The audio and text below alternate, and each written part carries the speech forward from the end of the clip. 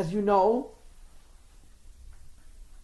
the Tanya revolves around the definitions of the terms tzaddik, beinoni, rasha. Righteous, average, and rasha. Sinner, evil one. And the Tanya, of course, begins with the classic definitions of those terms, tzaddik, beinoni, rasha, and defines the three based on actions alone. Tzaddik means more than 50% good deed is righteous. Rasha means more than 50% evil deeds is evil. And beinoni is approximately half and half is average. Why? Because that's how we're judged. If the majority of our actions are good, we'll call it tzaddik. If the majority of our actions are evil, we'll call it rasha, and so forth. The Tanya is not giving us a classic definition, it's giving us a mystical definition, a Kabbalistic definition rooted in a Zohar and Pashas Mishpatim. To be sure, when the Tanya begins, the Alter Rebbe actually finds a Gemara, a Nigla, a Talmud, to support the mystical position. The Gemara Masechta Berachos, that defines tzaddik, beinoni, rasha according to the mystical interpretation. We have a whole new set of definitions. Because tzaddik, beinoni, rasha in the mystical framework are not simply defined by how one is judged, but they're actually definitions of categories. Tzaddik means a righteous person. Doesn't mean a person who's vindicated in a courtroom. A righteous person. And a beinoni means an average person. And a rasha means a person who's weak, who's not righteous. And the Alter Rebbe gives us completely different definitions, which are very, very, very extreme, very strong, based on Zohar. And the entire book of Tanya is meant to enlighten these three categories, and most importantly, to teach us how it's possible to be beinoni. That's the whole message of the Tanya. Tzaddikim is not the concern of the Tanya, it's a different book that was written and burned, we don't have it. The book of the Tanya is meant to just teach us what tzaddik, beinoni, rasha are, and to teach us how one can be a beinoni, practically. My rabbi says, I can't be a beinoni. No one can be a beinoni. It's probably That's practically wow. right. Halavai beinoni. Learn the beginning of chapter 14, Tanya Perikidal. It says, take your life 1 minute at a time. Try to be a beinoni in 5-minute increments. That's a very practical way to do it. Because in the Tanya's world, in the mystical world, tzaddik is someone who not only doesn't sin, but he has no tendency to sin. There's no desire to sin. Because in quote, he's killed his Yetzer Hara, either in part or in whole, as you'll see Mitzvah next time. A rasha doesn't mean a bad person. Rasha means a person who's lost even one battle with the Yetzer Hara. One sin makes a person a rasha, because rasha doesn't mean evil. Rasha means weak. Beinoni is a person who could sin and never does. Which is why your rabbi said you can't be a beinoni. And it's quite reasonable. Maybe discouraging, but true. Logical. Reasonable. So when you read these definitions, it's a whole new set of terms, which essentially puts us all in what I like to call the Baal Tshuva category, because we're certainly not tzaddik, and we're probably not beinoni, and we don't like the word rasha, so we use the word Baal Tshuva, which means we're constantly having to fix the wrongs that we're doing, because it's a very, very strong set of definitions. What's significant about these definitions is that they're absolute, they're clinical, they're not equivocal, they're not relative, they're real. Tzaddik means a righteous person, not a person who does righteous things, a righteous person. I mean, there's no tendency towards sin. A rasha means a weak person, a person who's given in, doesn't matter how frequently. And a beinoni means a person who's not righteous, but he's not weak either, hasn't given in. So this foundation is the point of the Tanya. But in order for the Alter Rebbe to be able to practically explain these categories of human beings, he gives us an extensive introduction. The extensive introduction has been what we've focused on for the last 5 classes. The introduction is to categorize every human being, the tzaddik and the rasha, as having not one but 2 souls. The godly soul and the animal soul. And we spent enormous amount of time. We devoted 2 classes to the godly soul, then 2 classes to the animal soul, and then 1 more class to the combination. That was last week, 2 weeks ago. We categorized the godly soul as pnimi, as connected. And the animal soul as tivi, as natural. This is the, so to speak, the essence of each of the 2 souls as we discussed them in our series of classes. We also link the godly soul and the animal soul to Ma and Ban. Ma, 45, Ban, 52, is Adam of Behema, man and animal. And we talked about the difference between the two souls in the last few classes in a philosophical way, and made the point that the godly soul is defined by its humanness. And humanness means detail and order. The animal soul is defined by its intensity, by its power, by its infinity, and not by its detail and not by its order. Or as I discussed with you last week, if you could remember, Kabbalah says that infinity is actually considered immature. Infinity, limitation, is considered sophisticated and developed. Because when something is infinite, it has no distinguishable parts, it's like raw power, that's the animal soul. The godly soul functions in a human-like way, complex, detailed, involved, intricate. But there's more infinity in the infinity of man than there is infinity in the infinity of animal. Because the infinity is in the order. As we discussed at length last week. So the point that we're holding at this moment is after all the classes we've had, this is class number 10 in this cycle. What we've learned is that there's a godly and an animal soul, and they're different in every imaginable way. The godly soul is deep, the godly soul is thorough, the godly soul is detailed, the godly soul is soft. The animal soul is passionate and intense and extreme and like a wave, like a force. So they're very, very different. Yet, the form of the two souls are identical. In other words, the essence of the two souls, the energy, the drive of the two souls is very different, but the appearance is identical. They're both defined by having a mind and a heart and garments. The animal soul has intelligence, the godly soul has passion, has emotion, and of course they both have the ability to express themselves in the garments of thought, speech, and deed, as we discussed. Tonight we do chapter 9, which is, in my humble opinion, one of the most important, one of the most exciting chapters in the Pedic, in Tanya. This chapter, I call it War, W-A-R in capital letters with an exclamation point. Because it's in this chapter that the Rebbe describes the actual lacking of horns, the battle. In other words, starting from the end of chapter 1, and then chapter 2, and 3, and 4, and 5, and 6, and 7, and 8, the Alter Rebbe talked about the godly soul and the animal soul, separately. 2, 3, 4, and 5 was what the godly soul is and what the godly soul does. The end of 1, and then 6, 7, and 8 describe what the animal soul is and what the animal soul does. And we allowed ourselves 5 weeks for that handful of chapters, although some would say we spent more time than we needed to.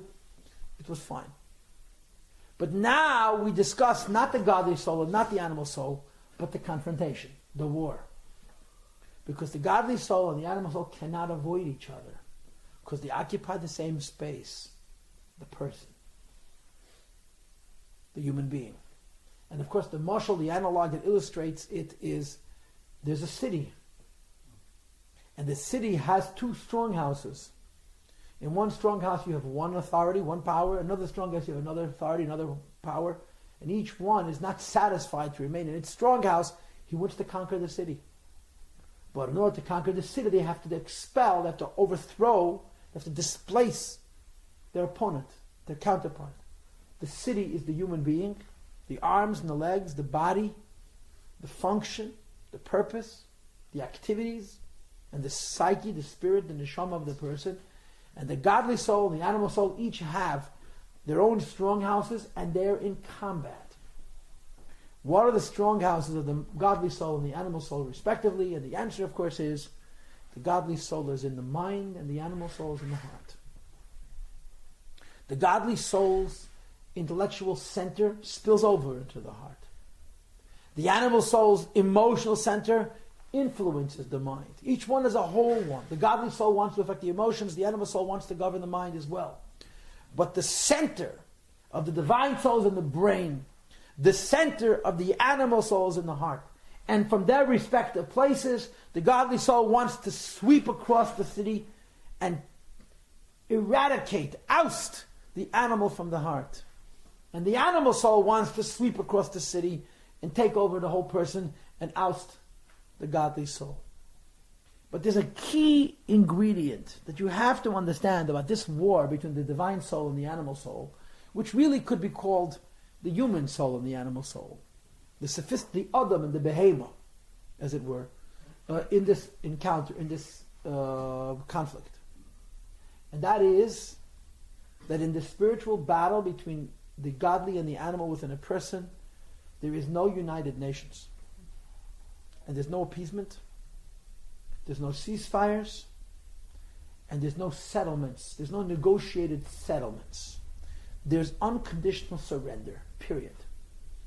You understand? These two souls are at it, and they mean business.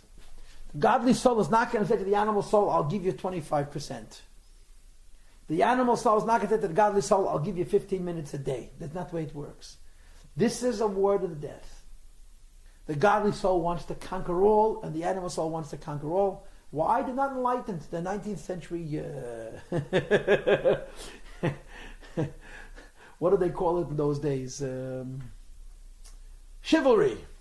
They're chivalrous. It's all about pride and honor and nonsense like that. They're not enlightened and into appeasement and peace and compromise.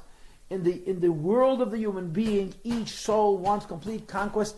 Anything less than that is completely unacceptable. And this is a war. It's the war of life. It's the only war of life that matters to us, and the only war of life we have a say in, and the only war of life we should really be fighting. But of course, like most people, we find other things to fix, because it's easier to fix things we cannot fix than to fix the one thing we actually could and must fix, because it's too personal. And that's life. So the Alter Rebbe proceeds to describe this war. We've set the stage, right? We know about the godly soul. We know about the animal soul. We know about the city. We're one person. We can't be split. We can't be split. We're one person. And because we're one person, and because we cannot split, someone has to win and someone has to lose. The mind, the godly soul's strong house, the godly soul's place of center is the brain. The animal soul's strong house and place of center is the heart.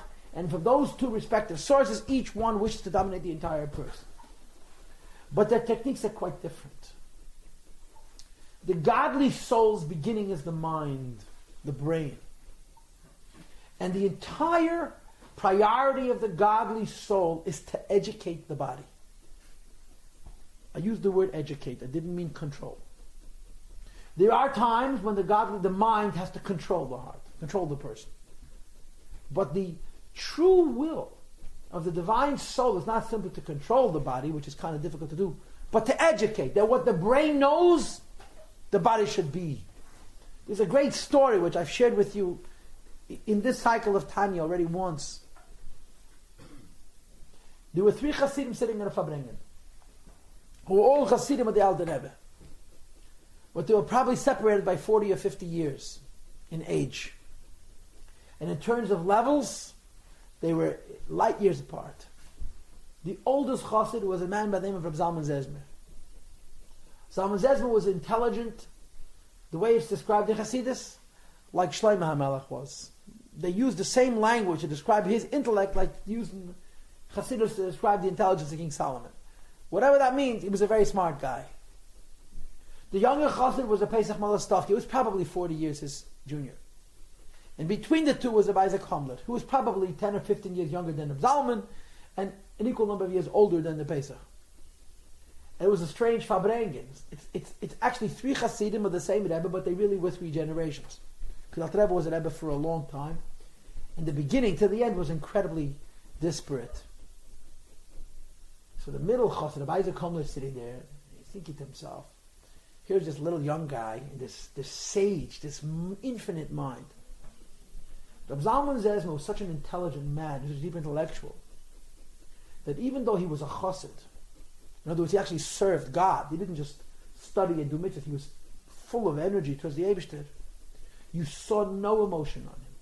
His brain so dominated his psyche, his personality, his identity, You didn't see him get excited. The brain was just so strong that the emotions never spilled out of him. The young chassid was nowhere in his league, but he was disturbed by his lack of demonstration of emotion. Chol chassidus is passion. So the young chassid says to the old chassid, I give you a blessing that your heart should feel what your brain understands. As dein Hart soll fühlen, was dein Kopf begreift. He was a brilliant intellectual. You should feel in your heart what your brain understands. Now the chassid in the middle, the referee here, is thinking to himself, what a nerve. Who does he think he is? It's like a little kid telling the Lubavitcher Rebbe to tie his shoes, that kind of thing. I mean, they were not in the same world. And this young chassid says, old chassid, I'll give you a blessing, your heart should feel what your brain understands. But the young chassid was not a chutzpahnik. He wasn't doing it because he wanted to look good. He was doing it because he felt it was the right thing to say.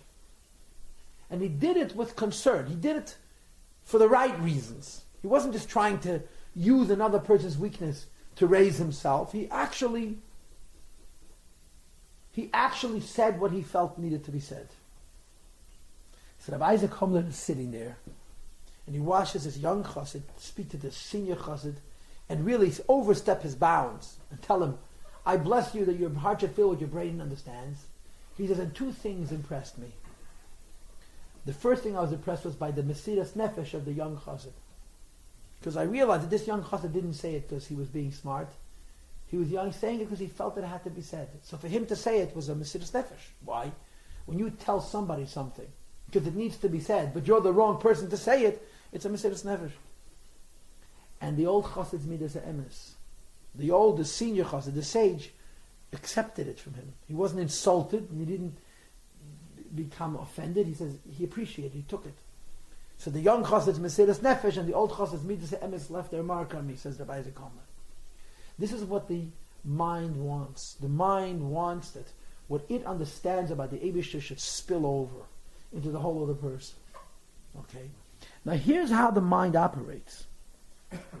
Here's how the mind operates. The mind has to think things through. Right? Even the godly soul. You know what the word godly means. Godly means to the Eibishter.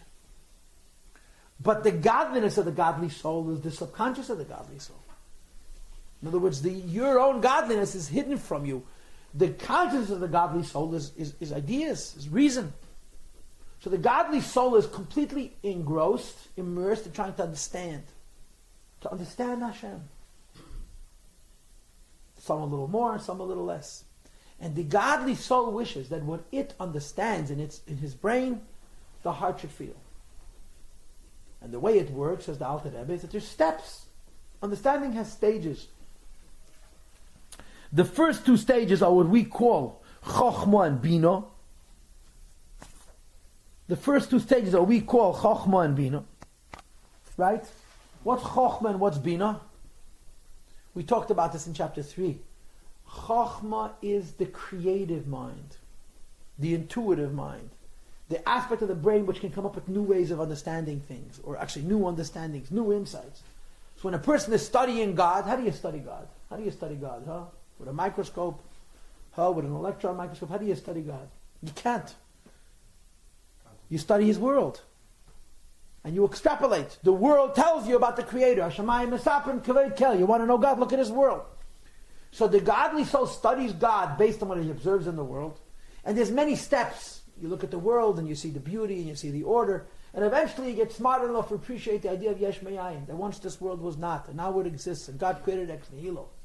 And the moment you enter the ex nihilo realm, you have a new idea called constant creation. And using the world as a springboard, you can learn an enormous amount about Hashem. So the Chochmah is the creative mind that tries to come up with the intuitive ideas about Hashem. And Bina is the thorough mind that analyzes them to see if they're true. Not every time you come up with a good idea does it hold water. When you have a new idea, you have to think it through. You have to experiment with it. Sometimes it proves itself to be realistic, and sometimes it breaks down. It's not sufficient. So Chochmah and Bina are the two tools that God gave us. One is the creative tool, and one is the experimental, the thorough tool. So a person who's studying God thinks about it. He doesn't just think about it to understand it. He thinks about it after he's understood it. Because he wishes that what his brain understands, his heart should feel. And in order for the heart to feel what the brain understands, there's an exercise called hisbonenus, or hitbonenut, which is at the core of the traditional Chabad model of Avodas Hashem. It's about affecting that what you understand in your brain, you can make your heart feel by rethinking it again and again and again. Focusing on the ideas that you've understood about Hashem last week, last month, last year, and you're thinking them over.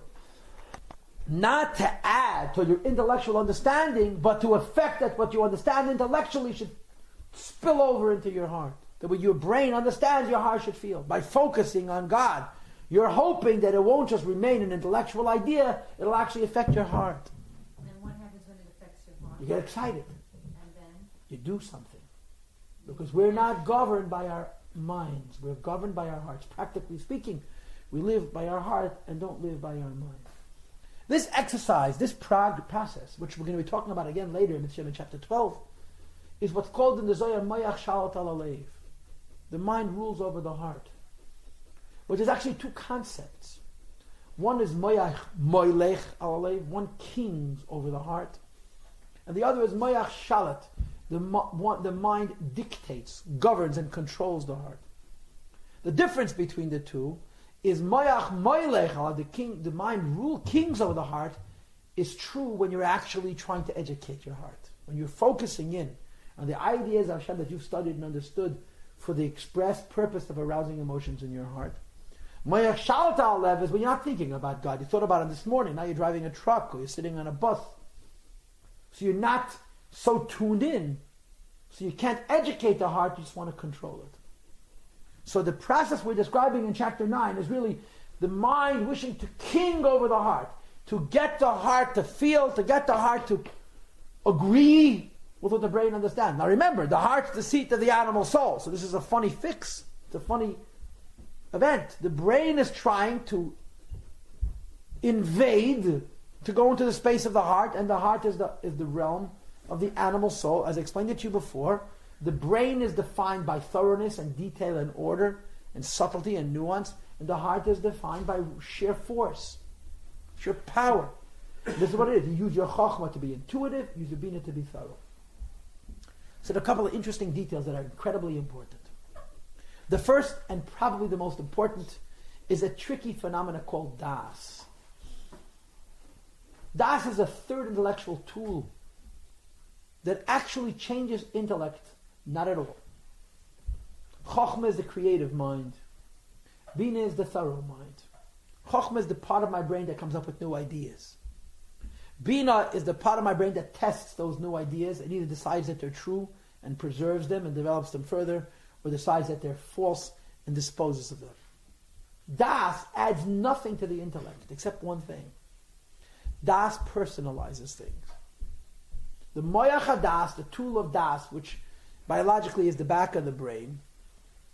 Chokhmah is on the right side in the front, Bina is on the left side in the front, and Das is in the back.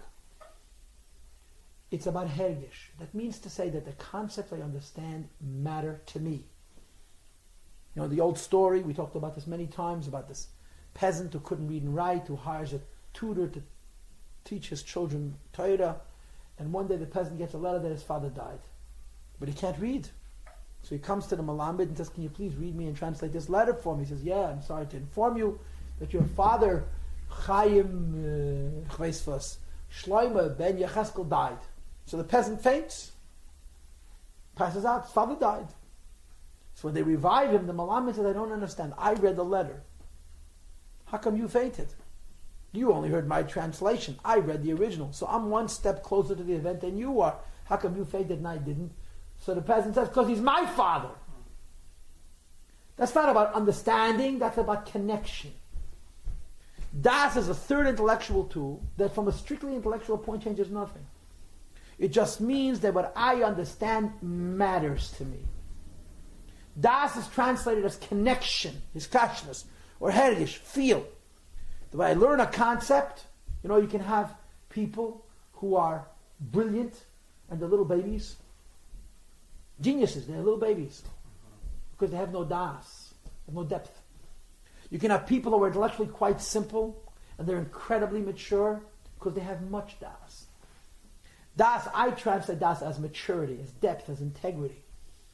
And it's a separate intellectual tool. There's an intellectual tool that allows you to create ideas, an intellectual tool that allows you to study ideas, an intellectual tool that allows you to personalize ideas. And one of the most difficult and frustrating steps in this process of the godly soul's wish to invade and conquer the whole city, beginning with the heart, is that you're not allowed to skip das. Because if you skip das, you're in La La Land, you're in dreamland. If you study God using the creativity of Chokhmah and the thoroughness of being, and don't use das, your emotions have no power. You can't fight with the Yetzer Hara. You know why? Because God is not real. Can you give us a concrete idea of where you would have a new idea, and then it would lead you to test it, and then you would personalize it?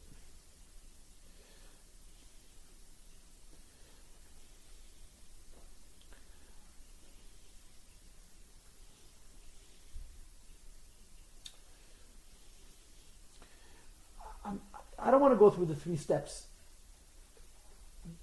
because it'll take too long. We talked about it in chapter 3. I'll be happy to give you the tape. But I will give you insight. Okay? The Gemara says in Berachos, Rabbi Yechon Mezaka was laying on his deathbed, surrounded by his students, Rabbi Yechon Mezaka. And the students say to their holy master, Rebbe, give us a blessing. So he says to them, I give you a blessing, you should fear God like you fear man. In Tanya chapter 41, the Alter Rebbe talks about 2 levels of fear.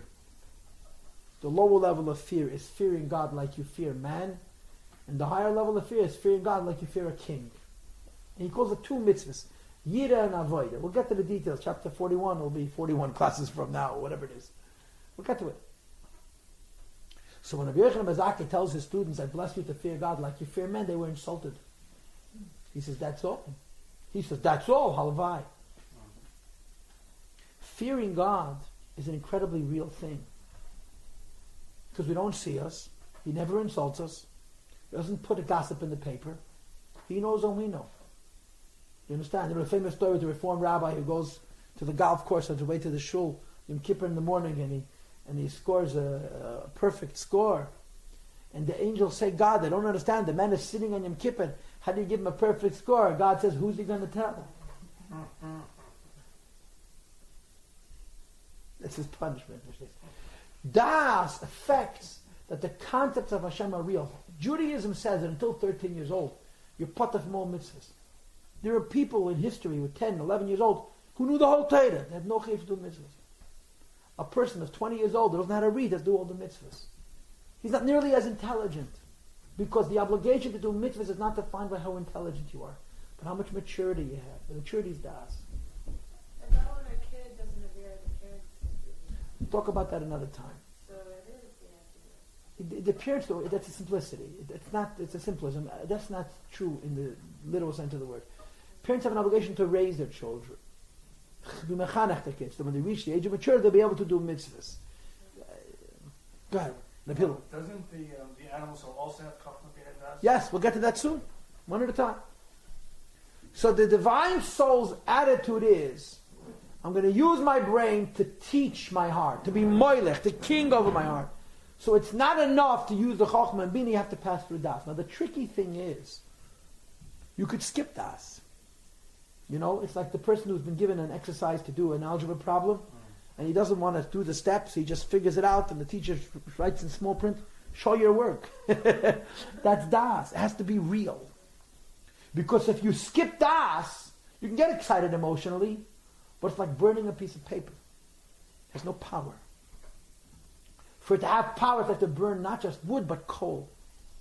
That depth requires that you slow down to make sure that it passes through the Tula Das, that God stops being a concept and God becomes real. That I should actually fear God rather than pontificate about fear of God. It should be a real thing. So the first interesting component of this process is that the godly soul, whose strong house is the brain, uses his chokhmah and his bina, and insists on using das, so there should be depth and integrity and power to his emotions to develop feelings in his heart. The second interesting thing Dr. Rebbe describes is that the heart has a right ventricle and a left ventricle. And according to Teda, the right ventricle of the heart is considered empty. Now, it's never empty. There's always blood in the right ventricle of the heart. But the point of the right ventricle of the heart is not about the blood, it's about the oxygenation of the blood. The left ventricle of the heart is about pumping the blood to the whole body. So according to Torah, the left side of the heart is considered the seat of the blood, the right side of the heart is considered empty. So the first place, the godly soul, which is to influence, is the right side of the heart, which are the finer emotions. Because according to Torah, the godly soul is in the brain and also the right side of the heart. That's the chap. The animal soul is in the blood, in the left side of the heart. And the right side of the heart, proverbially, metaphysically, has no blood, there's no it's a quiet, it was a deeper kind of an emotion. And the brain, the godly soul, after being careful to guarantee that its meditation involves das, depth, wants to develop emotional feelings in the right side of the heart, and that it should spill over from the right side of the heart into the left side of the heart, and from the left side of the heart to the whole person. Which spiritual? This is intellectual and emotional. I think it's very practical. I don't know if we can identify the steps so clinically because we're not that sophisticated. But technically it's actually steps. You say it then. That's not important. That it should go from Chokhmah to Bina. It should insist. When does it become like emotional? It has to go into the right side of the heart and then spill over from the right side of the heart into the left side of the heart. But that's das? No. Das is still part of the intellectual process. That what I understand, the emotions come after das, correct. Okay? The difference in the right side of the heart and the left side of the heart are the nature of the emotions. The emotions in the right side of the heart are quiet and deep. The emotions in the left side of the heart are animalistic. They're loud and dramatic and dynamic. They're very excited. They're very combustible. Because when the emotions spill over from the right side of the heart to the left side of the heart, you just met the animal. And if you're going to convince the animal that it's a good idea to serve God, he's not going to become human. He's going to serve God like an animal. And animals are excited. So the process is the godly soul's interest is that it should start off chokhmah, bina, das, creative intellect, thorough intellect, depth, integrity, das, to spill over from the right side of the heart into the left side of the heart, and eventually to spill over to the whole person. We're going to go on to that a little bit later, Mitzvah, in the class. And of course, the bottom line is, Rabbi says it in Tanya in many places, we do not act based on what we know. Even though it would be nice if we did, and even though we continue saying that we do. We act based on what we feel, our impulses, our emotional forces. And that's why it's not enough to intellectually know God, you have to know God in your heart. Because you will serve God if you feel God. You'll never serve God because you intellectually understand Him. And this is what the godly soul understands. I have to conquer the city. If I'm going to conquer the city, I've got to conquer the heart. And I have to conquer the animal soul as well. Now here's the thing. If I needed to describe to you in my own words, what's the difference in the right side of the heart and the left side of the heart, I would give you a simple analogy. What's the difference between the fire that burnt on the menorah in the Beis HaMikdash and the fire that burnt on the Mizbeach in the Beis HaMikdash? The fire... Pardon? One of them lasted forever. They both lasted forever, to some degree. The difference is the fire that burnt on the menorah was the most beautiful and most peaceful fire in the world. Because you're burning olive oil. Olive oil wants to burn. The fire of the Mizbeach was so dynamic and so combative because two forces that are totally opposite are meeting. Fire and moisture. Fresh meat is what, 60% water? And wood also has moisture in it. And as a result, the fire of the Mizbeach was much, much more dramatic because there's a war. So the Alter Rebbe says that the approach of the godly soul is Chokhmah, Bina, Das. Right side of the heart would be a quiet fire because you're burning the olive oil, the neshama. But it's not enough. It has to spill over to the left side of the heart. The animal has to agree. And if the animal has to agree, those emotions must become pronounced. They must become loud and dramatic and expressed. And I'm going to give you a Pashas HaShavua relevance. This week we read Pashas Zohar. We read about the erasure of Amalek. Remember Amalek? You're supposed to remember Amalek. One of the ideas that says in Chassidus about Amalek is that Asher Korcha. Amalek's whole MO is to cool you off. Don't get excited. Relax. Relax, don't get excited. So there's Maimonides Chassidus and Chassidic discourses, there's discussions about what Amalek interest is. And one of the things that says in many Maimonides Chassidus is, well, what are you getting so excited about God? Yeah, we all know there's a God. Relax. You must get excited about God. Why?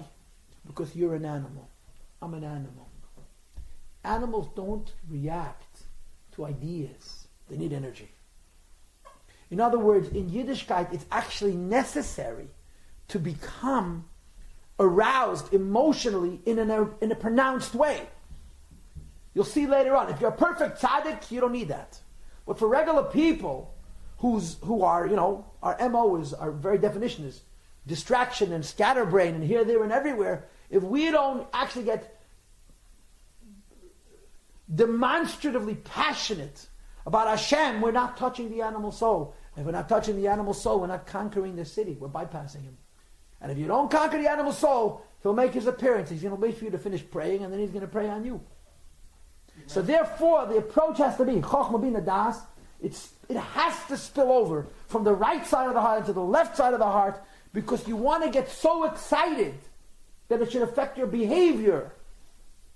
And the animal soul's excitement has to be loud and pronounced and demonstrative, and that affects how we live.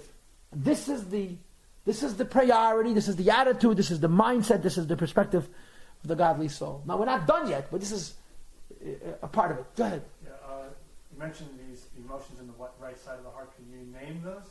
The same emotions. They're just deeper emotions. They're not anger. It's not anger. It must be... It's love, it's joy, it's respect, it's awe, but it's all deep. Right. They're almost intellectual type emotions. Spilling those emotions over into the animal side of the heart is cheapening them. It's diminishing them. But you have to do that. Right. The Alter Rebbe says, just a simple thought. He says there's love and fear and beauty. Chesed, Gevurah, and Tferes. The emotion of love, in other words, the whole process, Chochmah, Bina, Das, right side, left side. Love is I want to be connected.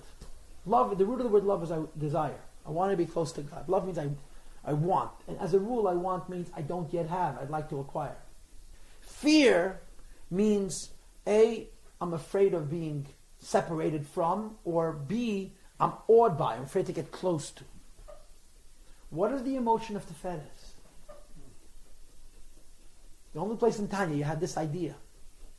The emotion of Tiferes is joy. Love means I want a connection to God.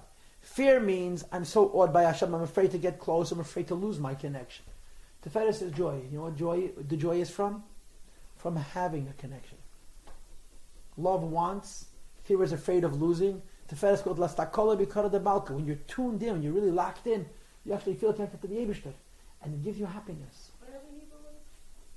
For what? Yira and Tiferes. Tiferes is Simcha. Gevurah. Chesed is Ahava. Kindness is love. Severity, exactness is fear. And beauty is fear, Yira. And Tiferes is Simcha. Because Tiferes is the middle. In other words, it's not wanting something, it's actually having it and the joy of having it. This is the godly soul's approach. We're not done yet with the godly soul. We will revisit him later on, but we've given him his due. And maybe more than his due. Now let's talk about the animal soul. The animal soul is in the heart. And the animal soul doesn't think in details. The animal soul thinks in waves, in fantasies, in very powerful emotional thrusts. So the animal soul doesn't analyze things in nuance. Animal soul just emotionally reacts. I want this, I want that. I'm lazy to do that. I don't want to do that. I'm not in the mood of it. See, but the animal soul's no fool. The animal soul knows he has a brain. In other words, he's not a chicken. He's not a polar bear. He's not even a dolphin or an elephant or a great ape. He's a human being. And therefore, he has a mind. And the animal soul is a completely different interest. And the interest of the animal soul is to use his mind for his own ends.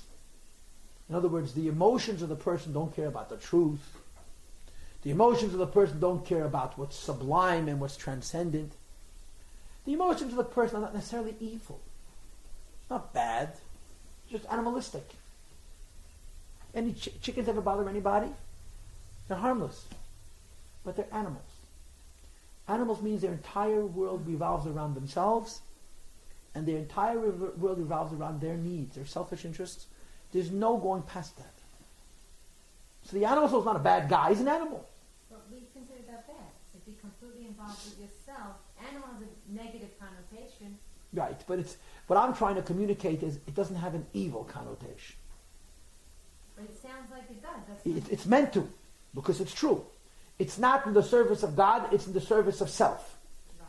So But service of self in the social setting, Nature. it's exactly what it is. It's nature. In the world, go out in the street and say, I serve myself, and they'll say, good, you're a good capitalist. That's exactly what capitalism is. It's institutionalized selfishness, and guess what? Capitalism and its selfishness has turned out to be kinder than socialism and its idealism.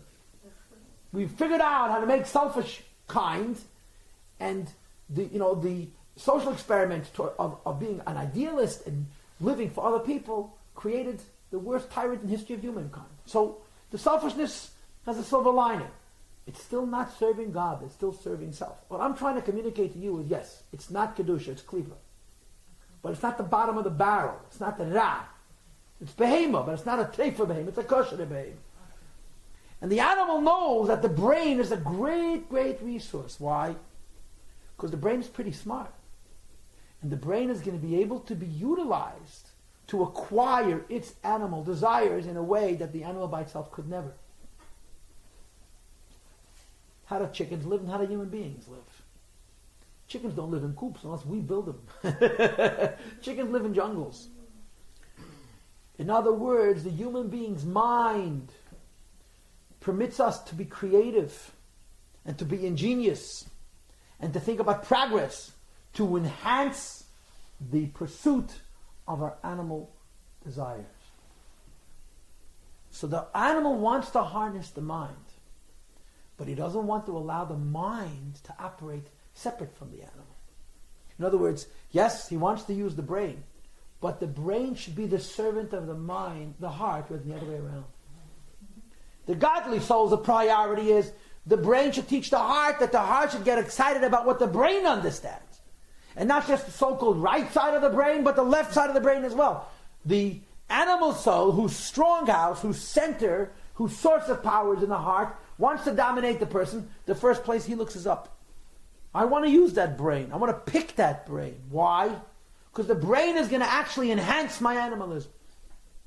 As I explained to you the other day, the brain by itself does not have a conscience.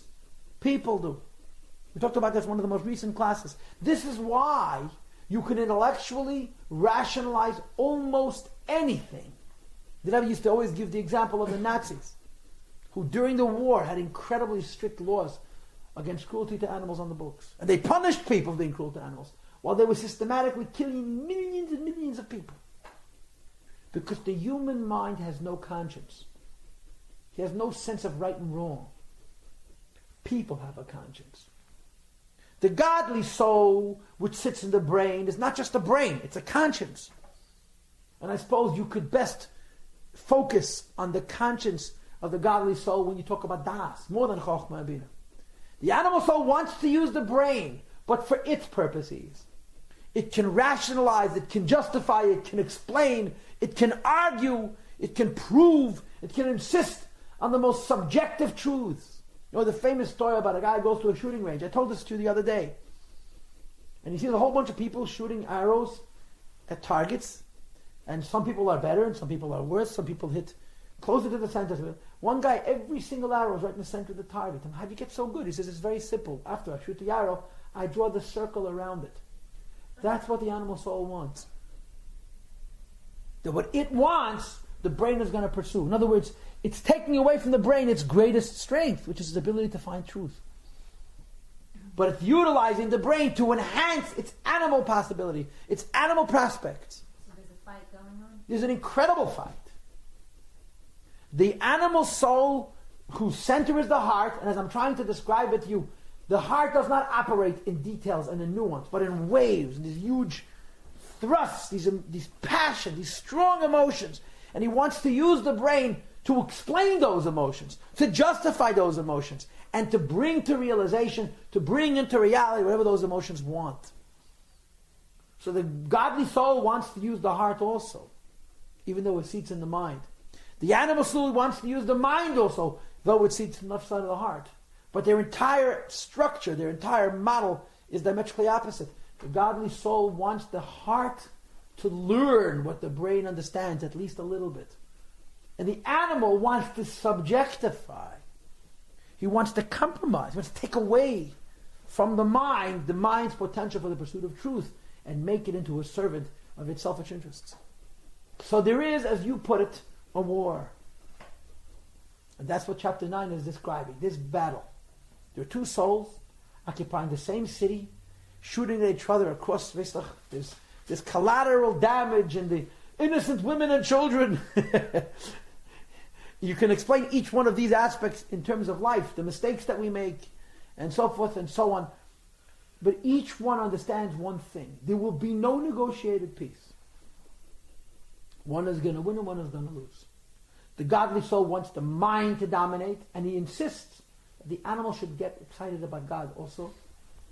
The animal soul wants the heart to dominate, and insists to take away from the mind its objectivity, so that the mind should become a servant of the heart's interests. So that you decide what's true, even though it doesn't make any sense at all, and then you come up with all kinds of convoluted logic to qualify it. In history there have been many people who decided that this is reality. But they didn't decide this reality because they were smart people. They decided this reality because they were strong people, tyrants.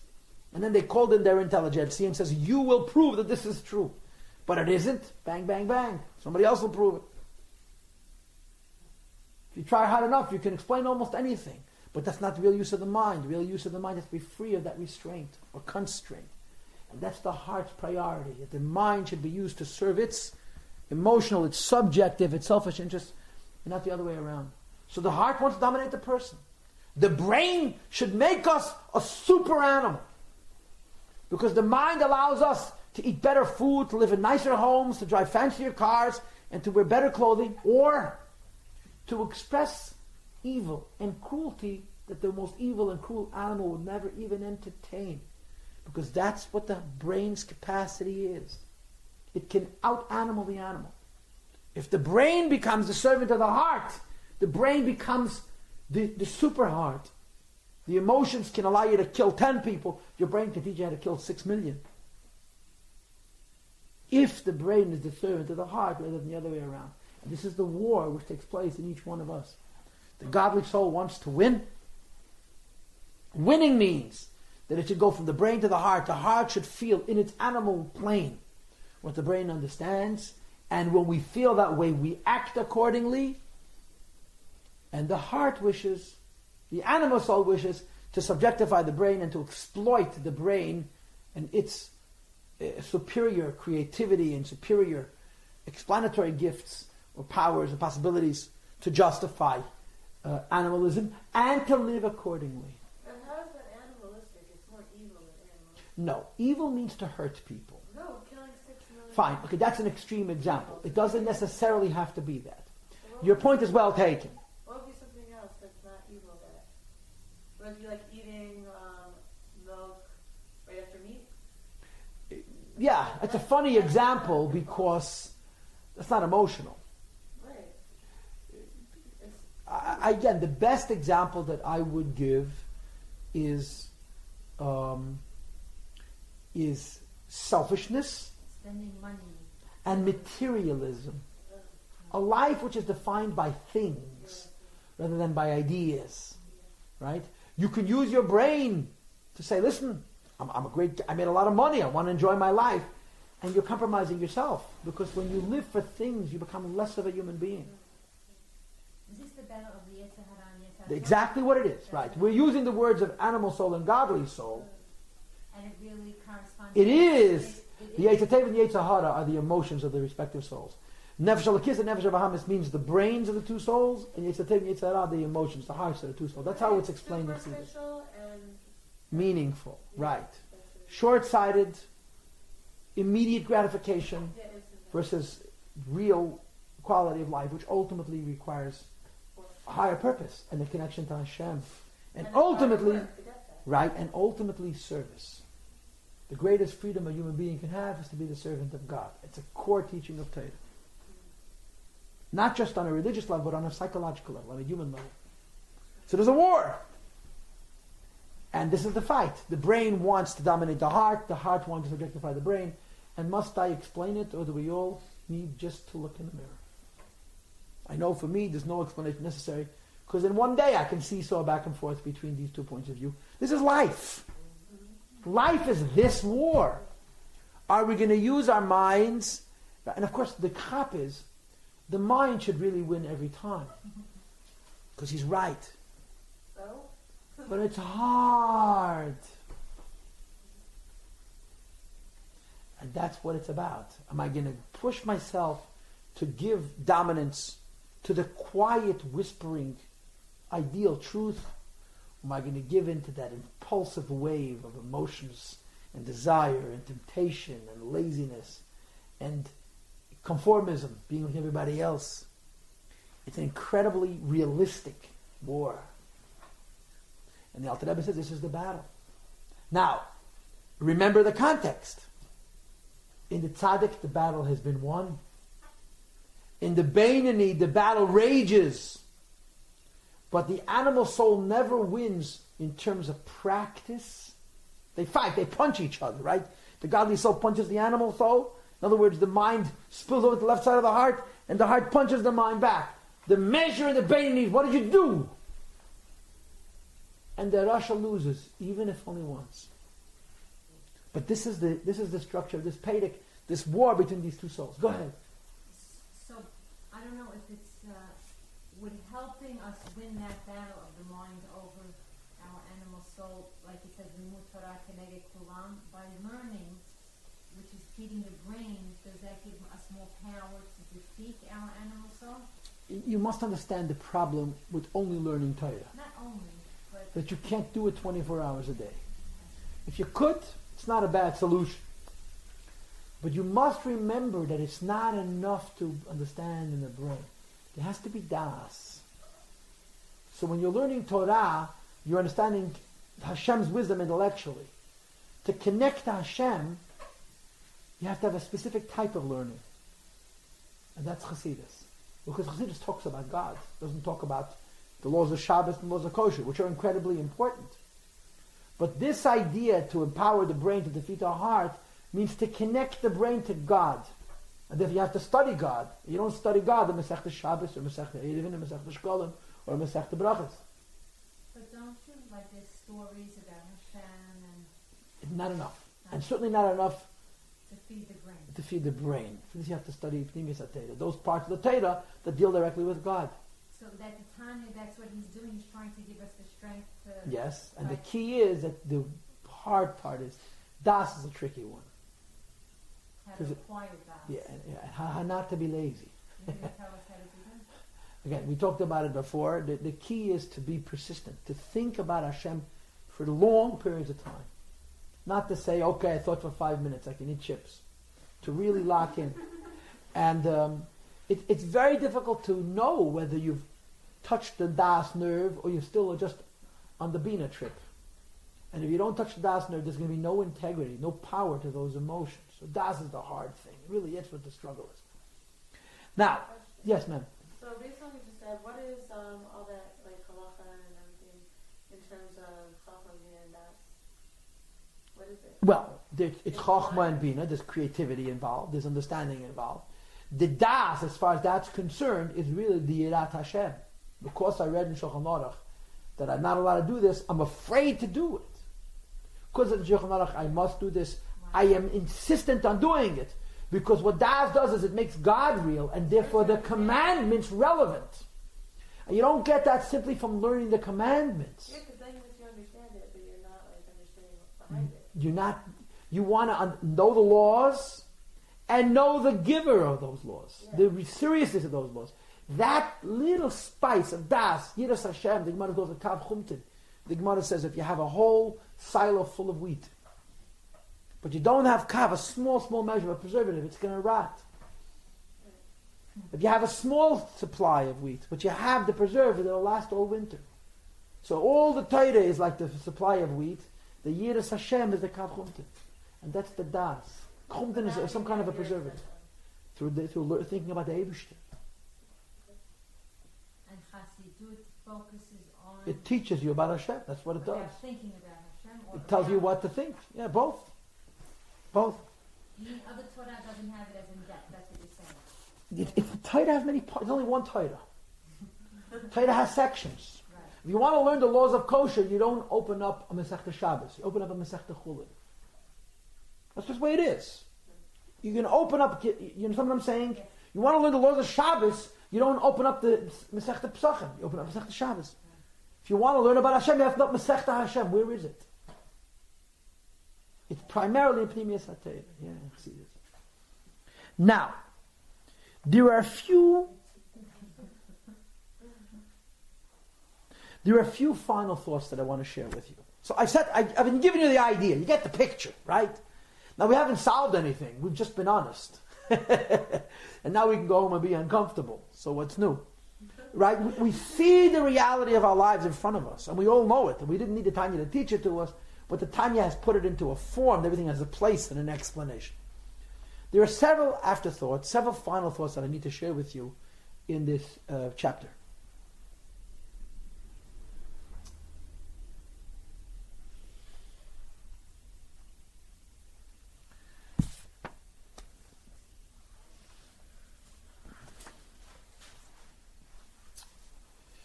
The first is this. This chapter 9, which, like I said to you in the beginning, I think it's one of the most important chapters of the Tanya. And you see why. Everything we learned for the last 5 weeks has just come home to roost. Animal, God, Pnimi, Teva, animal, Adam, Behemoth, it's all come together tonight. In spite of that, there's something about chapter 9 that's a little bit unusual. A little bit unusual because it's not really entirely practical for the ordinary person. And that is, when the Alter Rebbe discusses the godly soul's interest, what does the godly soul want to do? Chochmah, Bina, Das, right side of the heart, left side of the heart, to spill over to the whole person. It's a very idealistic vision of conquering the animal soul. Very, very idealistic. You study about Hashem, you think about it, you make sure to develop a depth and an integrity about that understanding, you get emotional about it in a quiet and in a deep way, then you force yourself to experience loud external emotions which affect your behavior. He says this would be called a top-down approach, starting from the highest level and going into the lowest level. The reality is that it doesn't really work that well. To actually follow this pattern of starting with Chochmah, then Bina, then Das, then the right side of the heart, then the left side of the heart, spilling over into the person, is sort of taking for granted that the animal soul is going to cooperate. And she has no interest in cooperating. She has her own program. She's fighting her own, she's preparing her own offensive. She's sitting in her own war room, planning her strategy. You understand? So the idea that because intellectual I understand something, and then because I'm going to meditate it until I develop a certain depth about it, and then I'm going to get emotional on this quiet and deep level, and then I'm going to force myself to compromise those emotions to be loud and noisy and external, so the animal should love God also, it's not so simple. But it's the model the Alter Rebbe describes. And perhaps the Alter Rebbe describes this model because he's talking about someone who never sinned. If you've never sinned, this may be theoretically possible, to go from the top down, from the godly to the animal, from the brain to the heart, and from the heart to the action. The reality for me and for you, for most of us, is that for us to even begin to win this war, there's another requirement that's not mentioned in this chapter at all. It's mentioned in chapter 27 in the Tanya. It's not mentioned in the chapter at all. And that requirement is iskafia. Iskafia means Aleph, Sof, Chof, Pei, Yud, Aleph. It's an Aramaic word. The root of the word is kofet, to force, to harness, to discipline, to control. Iskafia basically means you've got to stop the animal. To fight with the animal, bend the animal. In other words, for this brain-heart evolution to function effectively, you have to start up with the animal. You have to poke at him. Practically, this means that you have to be kind of a person, if you really want to win, if you want the brain to win and the heart to lose, you have to harness the animal. How do you harness the animal? By not giving him what he wants. Even if it's kosher, even if it's permitted, even if it's okay. You have to fight with yourself. You can't just meditate and get excited and get so excited that you'll be a good person. It's just not the way it works. Because the animal's too strong. The reality of life is that in order for your meditation to work properly, the animal has to have been softened up beforehand. You know, before you send in the ground troops, you have to soften up the territory. That means kill a lot of people with bombs. That's the real way to say it. You have to soften up the animal. You soften up the animal by telling the animal no. There's an expression in the Chabad Hasidic culture called bittul hataiva, to break your tendency towards temptation. Not to give in to temptation. To break your whole system of desire. And the way one breaks their whole system of desire is by not giving in. In Chabad, in Avodas Hashem, iskafia means, I like vanilla, I'm going to have chocolate.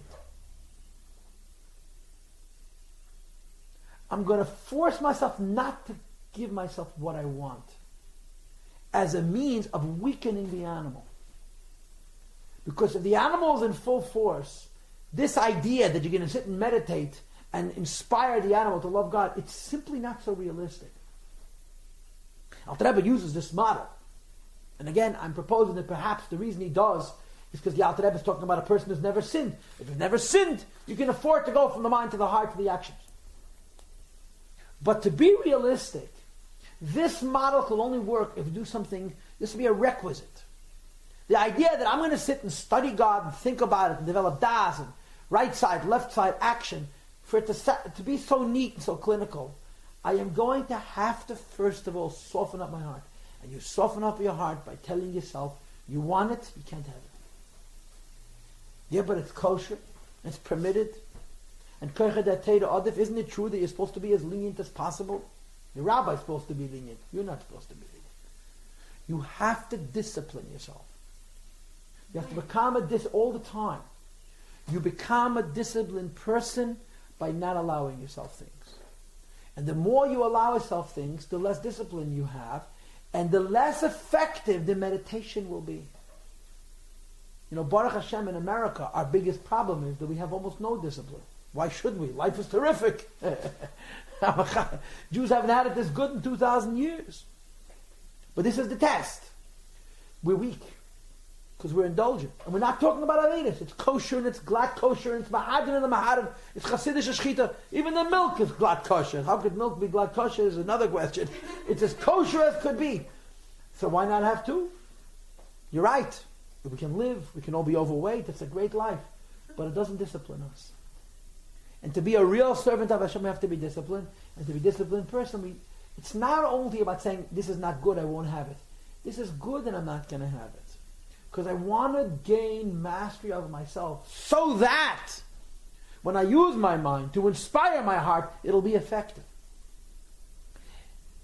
This is the uncomfortable part, because we don't want to do that. We want to have whatever we want, when we want it, how we want it, and usually it's NOW. Now. National Organization for Women is another abbreviation, but now, this minute. And although the Alter Rebbe does not say it in this Pedic, the Alter Rebbe gives us a description that sounds very, very ideal, and it seems too easy to be true, and it's not so easy. I'm telling you that the effectiveness of this mind ruling over the heart is only possible if we soften up the animal. And you soften up the animal by telling the animal no. And the animal says, why not? It's kosher. And the answer is because you don't need it. Because you desire it. So why shouldn't I have it? It's America. I'm entitled. I worked fair and square. You're right. But we want to become people. We want to be strong. And the way to become a person, to be strong, is to discipline oneself. Which means not to give in to ourselves. About things that are completely legitimate. How do you do that in a practical way without being extreme and then not doing it? In other words, there has to be a step-by-step process where you practice this discipline. So the answer, of course, to that is every person is different. Every person is different. Figure out a way for yourself. Right. You know, like going on a diet, person says, okay, I'm not going to touch any cake. So they say, okay, and then the next day... They had 2 pieces of cake. The first piece of cake and the second piece of cake because they felt guilty about the first piece, and the second piece made them feel good about that guilt. Then they have a third piece, and then they're disgusted. And they have a fourth piece, and get rid of that disgust, and let's not continue after that.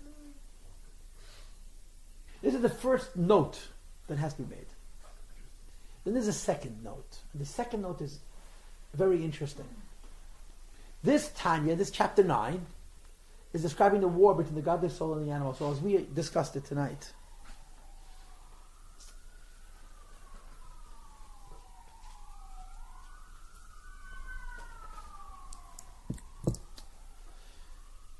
And it describes the idea, it starts in Chochmah, goes to Bina, it has to slow down in Das and really take it in, And then it can go to the right side of the heart, the left side of the heart, and it affects the person practically. But there's a subplot to this chapter. And the subplot of this chapter is a description, really, that has nothing to do with the world of Beinani. It actually is describing the evolution from Beinani to Tzaddik to perfect Tzaddik. In other words, this chapter 9, tangentially, incidentally, describes the evolution of a perfect person. Now, the book of Tanya is not made for perfects. It's made for intermediates. But woven into the fabric of this chapter 9, if you read between the lines, is a subtle insight into the process by which one goes from Beinani to Tzaddik Gomer. And I'm going to describe it to you using a simple physical form. Imagine you're taking a hike, you're taking a walk, and you're carrying on your back 40 pounds of rocks.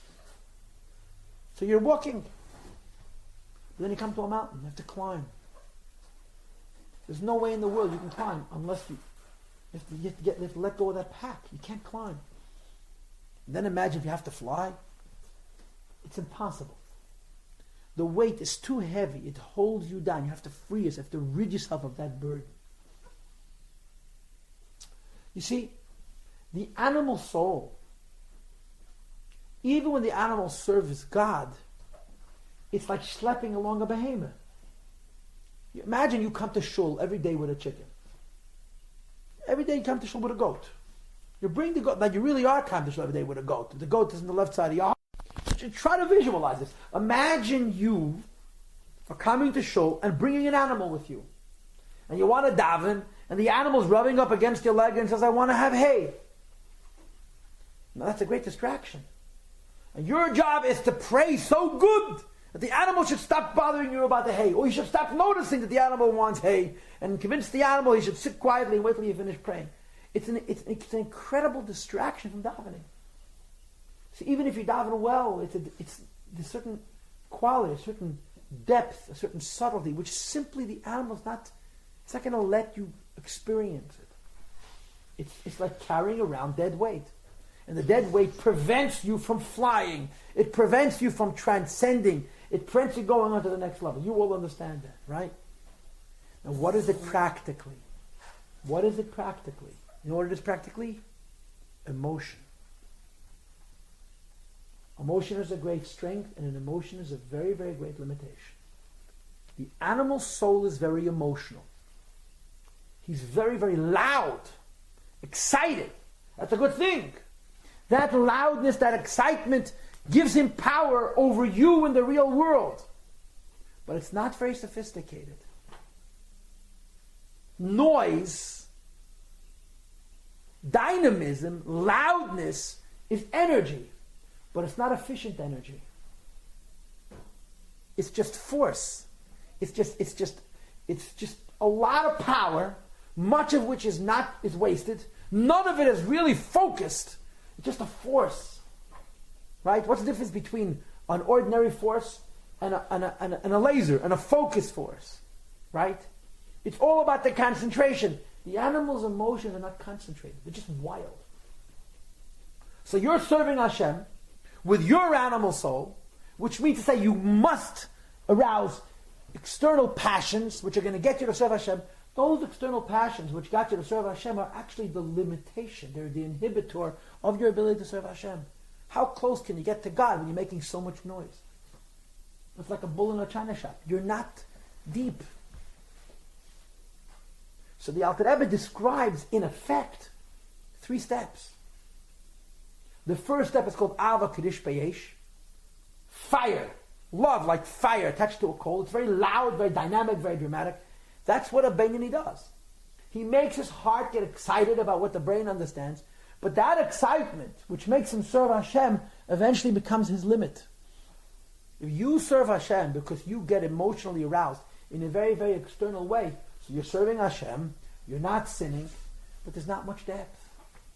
What if you want to climb a cliff? What if you want to fly? Proverbially, that means, what if you want to have a deeper connection to Hashem? A finer connection to Hashem? That emotion is the wall between you and a deeper connection to the Eibishter. So when a person evolves from Beinoni to Tzaddik, what are they doing? They're killing the animal. A Beinoni is not killing the animal. He's using the animal. Right? The ordinary Jew who has an animal soul is using the animal soul. When you're using the animal soul, the good becomes the bad. The strength becomes a limit. Because the animal soul requires you to be passionate in your service of Hashem, that passion limits the degree of depth you can have. And if you're going to not use the animal soul, you're going to end up on the sidewalk. You have to use the animal soul. It's the only way to fight him. You have to incorporate him. You have to bring the goat into the shtibel. You leave him outside, he's going to eat up all the hedges. He's going to make trouble. But it's the animal which you're including in your Avodas Hashem which actually limits. A person who must get very excited about Hashem to stay above water, not to do any Avedis, that excitement takes away the possibility of being deeper. So there's 3 steps. This is how I understand this Pedic. Ava Kiddush Bayesh is the Beinoni. The strength becomes the weakness. All that emotion limits. And the Tzaddik is called Ahava Rabbi, infinite love. To love God infinitely. Infinite love cannot be unless the animal's been slaughtered. Infinite love, you know what it's like? Make a campfire and put a bunch of logs, right? It's a big flame with a lot of flames and a lot of smoke, and it's cracking and it's popping and it's whistling and it's whizzing. And then after a few hours, what happens? The logs are all gone and you have embers. Just glowing pieces of carbon. It's so hot. It's so peaceful. It's so quiet. Because the moisture's completely been removed. All you have is fuel. It's almost like burning coal. That's called Ava Rabbi. Ava Rabbi is a level of tzaddik. It's not a level of Beinoni. And the Beinoni who's busy arousing the external emotions of the animal soul, because that's the only way to serve Hashem, that employing of the animal soul's passions to serve Hashem and to prevent oneself from sinning becomes the obstacle. It's what holds the Beinoni back. And if the Beinoni gets smart and circumvents the animal soul, says, forget the animal soul, I'm just going to serve God with my brain, he's going to end up actually sinning. The Beinoni has to remember, you want to conquer the city, you have to pass through the heart. Yeah, but the heart's going to hold me back. That's the only way it goes. The tzaddik has been granted a special possibility by Hashem to kill the animal soul. The animal soul should actually get quiet. And quiet doesn't mean that he's no longer functioning. Quiet doesn't mean that he's temporarily out of the loop. Because if quiet means he's temporarily out of the loop, he'll be back tomorrow and with a vengeance. Quiet means you've actually killed him.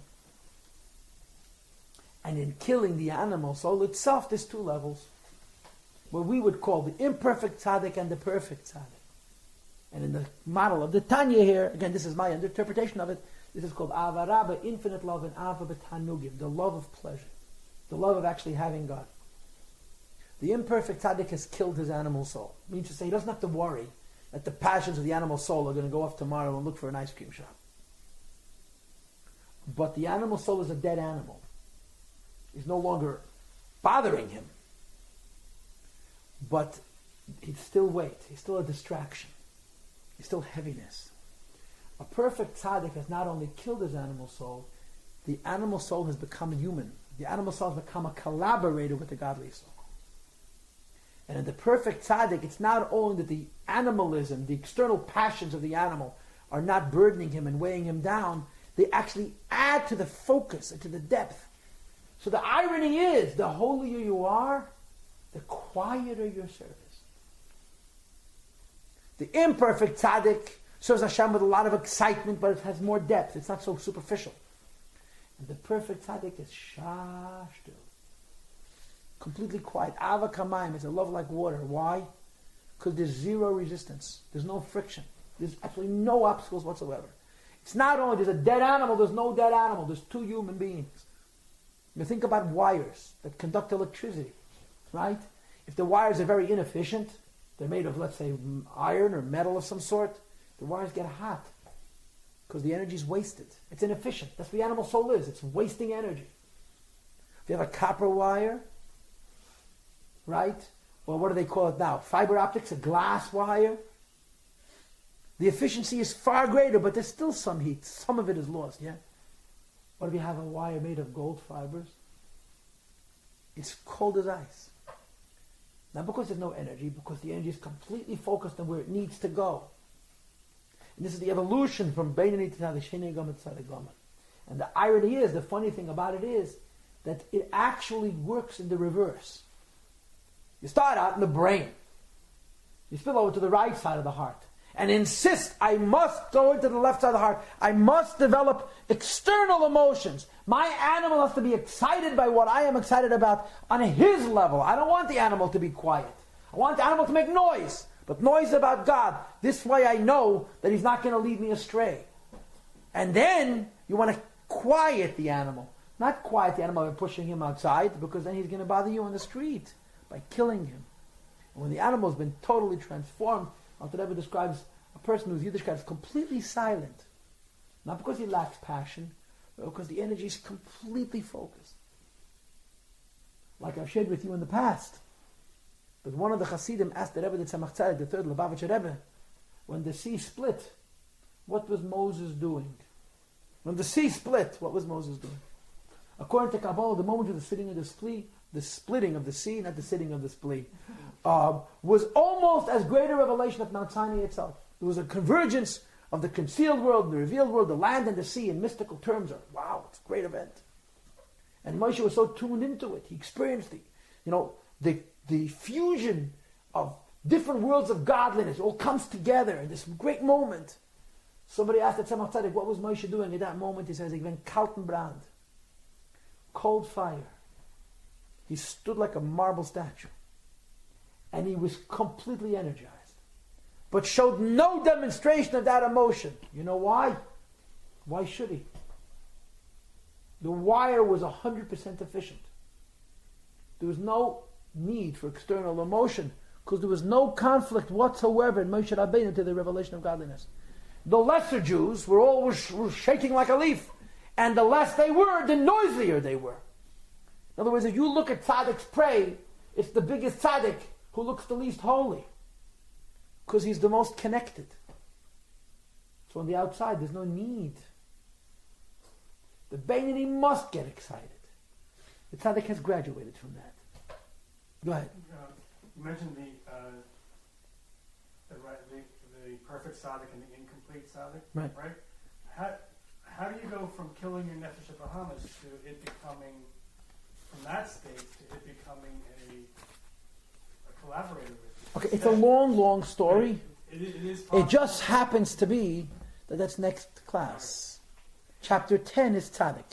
And the other question, Now, I just want to warn you that when we finish discussing chapter 10, don't think you will have understood what tzaddikim do. Just giving you a heads up. the other question I had was, But I just want to remind you, next week is Purim, so we'll meet in 2 weeks from tonight. Okay, yeah. You mentioned the Nefesh Bahamas is infinite, and yet it seems like the emotions that you use. But it's a simple infinity. It's a raw infinity. It's a power infinity. It's not a focused infinity. But it's still limiting then. What's limiting about it is that it's underdeveloped. It has no sophistication. Okay. In other words, in a world of infinity, the animal soul is fine, but in a world of details, the animal soul it just breaks. Okay. It's a wave. We know, I forgot the beginning, where we know that Benoni is Rav or Rab, in the beginning of Tanya, where it says like we're not Benoni, but have Rabbi. Rabba. What are we if Rabba? Right. But Rabbi was wrong. Oh. The question of Tanya is not whether Rabbi was right or wrong. The question is how Rabbi made such a mistake. Okay. And of course the answer is because a Benoni means someone who never sinned, but could. Okay, so my question to you is, we're learning all about the tzaddik and the perfect tzaddik, but Can I make it? We're learning all. I spent about 6 minutes on right, it. no. We're here an hour and 15 minutes. It's the last 5 minutes we're talking about this. Go ahead. The Baal is teaching us about a perfect tzaddik and imperfect tzaddik. How us understanding about tzaddikim, how does that affect our service of Hashem? Okay, we'll talk about that next time. Okay, fine. But this is tangential. This is just a note. Okay. I spent 55 minutes teaching the class, and now I have 3 notes. And there's one final note. And this is the most interesting note of all. At the very end of the chapter, last 2.5 lines, another. Oh, by the way, the animal soul. He wants everything I just described backwards. Alter Rebbe does not give the animal soul equal time. He was not for the fairness doctrine. Although this chapter is describing the war between the godly soul and the animal soul, he spends most of the chapter describing how the godly soul wants to use the brain to dominate the heart, and a very small part of the chapter describing how the animal soul wants to conquer the godly soul. In other words, a lot of what I told you is not even written explicitly in the Tanya. He devotes to the animal soul 2 lines and a word.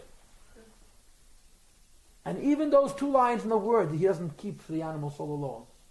He says the animal soul wants everything I just described in the godly soul in reverse. The heart should control the mind, everything I told you, the subjectification and so forth and so on.